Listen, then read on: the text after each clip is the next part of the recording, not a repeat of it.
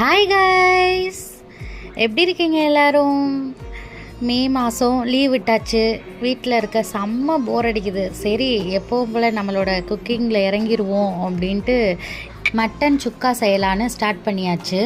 ஸ்டார்டிங்கில் சொன்னாங்களே சூப்பராக இருக்குன்னு, அப்படி தான் இருக்கும் நம்மளோட மட்டன் சுக்காவும். என்னென்னா ஃபஸ்ட்டு மட்டன் க்ளீன் பண்ணிவிட்டு மஞ்சத்தூள், இஞ்சி பூண்டு விழுது போட்டு 6 விசில் வச்சிடணும். அதுக்கப்புறம் ஒரு மசாலா ரெடி பண்ணணும்.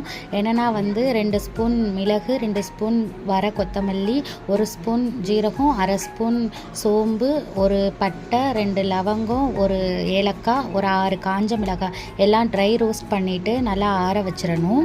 அடுத்து அதே பேனில் எனக்கு நல்லெண்ணெய் டேஸ்ட் பிடிச்சதுனால நான் நல்லெண்ணெய் ஒரு 6 ஸ்பூன் எடுத்துக்கிட்டேன். இதுக்கு எண்ணெய் கொஞ்சம் ஜாஸ்தியாக இருந்தால் நல்லாயிருக்கும். இது கடலெண்ணெயில் செஞ்சாலும் நல்லாயிருக்கும். நான் நல்லெண்ணெய் எடுத்துக்கிட்டேன்.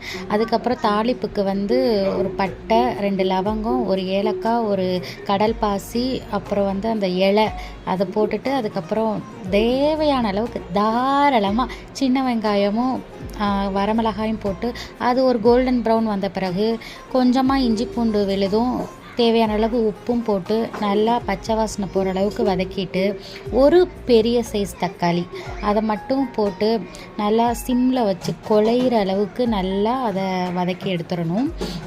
இது என்னோடய ஃபேவரட்டான ஒரு ரெசிபின்னு கூட சொல்லலாம். எனக்கு அவ்வளோ பிடிக்கும். எனக்கு மட்டும் இல்லை, எங்கள் வீட்டில் எல்லாருக்குமே இது அவ்வளோ பிடிக்கும். எப்படின்னா 4-5 வீடியோஸ் பார்த்து அந்த 4-5 வீடியோவில் சொல்ல எல்லா குறிப்புகளையும் ஒன்றா போட்டு நானாக உருவாக்கின ஒரு ரெசிபி தான் இது.